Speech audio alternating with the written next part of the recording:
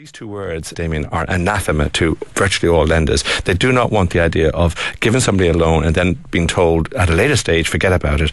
The solution that I would have, and I'd like to maybe put it to the discerning listenership that's out there, is number one, get all properties that are, or loans restructured during the period 2004 to 2009, and the exact years would be decided, and have them revalued. Get the percentage difference then of that and apply it to the loan. Now, I'm not saying to the bank here or to the lenders, write off this loan.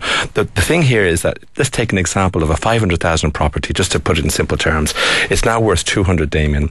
And so the loan on it is 400,000. So that immediately becomes a 60% drop on the loan, which is 160,000.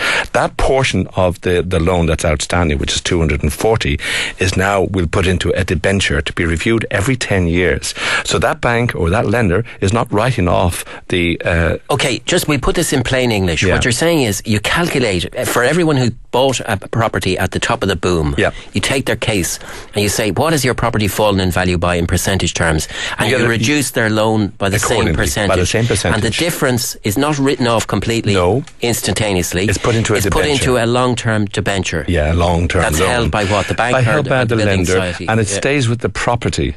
So it stays with the property, not with the person. So, and again, I'd be open to embellishments from listeners on this, but it stays with the property. So that in 10 years' time, say they bought this property now for 200,000, the next owners, and in 10 years' time, it's still worth only 200,000. They sell it, they get the full 200,000, but the debenture remains on this property.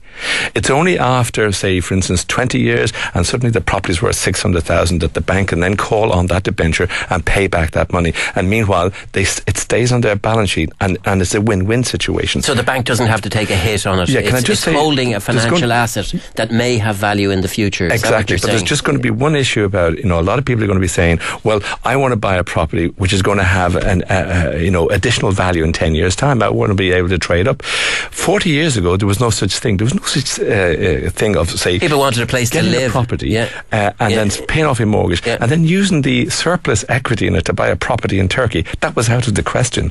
So we're going to get back to a kind of a fact where you'll actually be happy with the property you've got. You'll pay off your mortgage and you'll have the same amount of money that you had when you started. Well, it's an intriguing idea, and thank you very much for giving us that idea, Money Doctor John Lowe. The moral hazard we're talking about more recently is this mortgage debt relief idea. We've had proposals put forward into solving the crisis by our own money doctor. John Lowe was with us earlier on in the programme of moneydoctor.ie fame.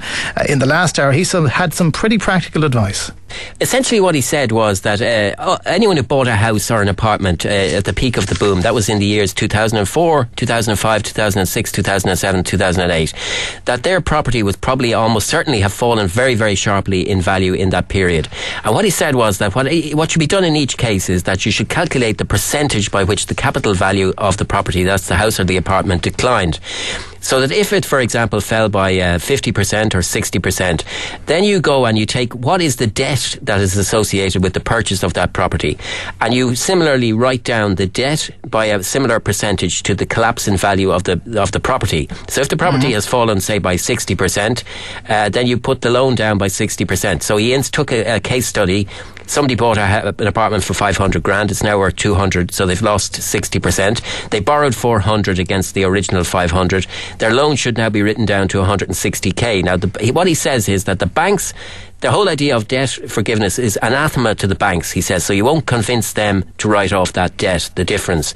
So what he says you should do is give them a long-term debenture, which they hold as an asset in their books, which they would continue to hold. The borrower would repay in relation to the 160 grand, which is the residue of the loan, but the debenture would continue to be attached to the property for the indefinite future. And indeed, if the borrower sold on the property, the debenture would travel with it, and so the bank wouldn't have to take a write-off on the capital value of the But is everybody not putting the problem off then? Are they just not leaving it to say, well, we'll deal with that in 20 years' time? Well, what he's saying is that people in the old days, they bought houses to live in them, not to make capital gains. He's saying that we basically have to go beyond the point at which everyone sat around dinner tables during the years of the Celtic Tiger talking about how much the value of their house had gone up by, and basically start looking at houses and apartments again as simply places for individuals to live and for families to live.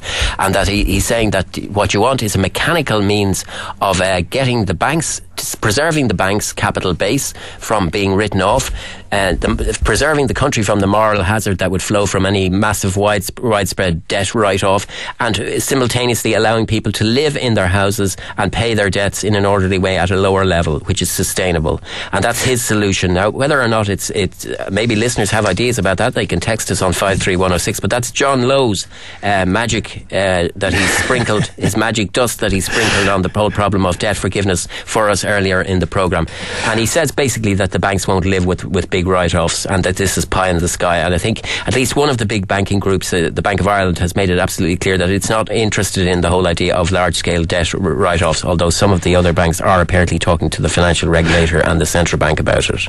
You can podcast actually our weekly chat with John. You can go to newstalk.ie. The details are there. You can also get it through iTunes. You're listening to Lunchtime on Newstalk with Damien Kybert and Jonathan Healy.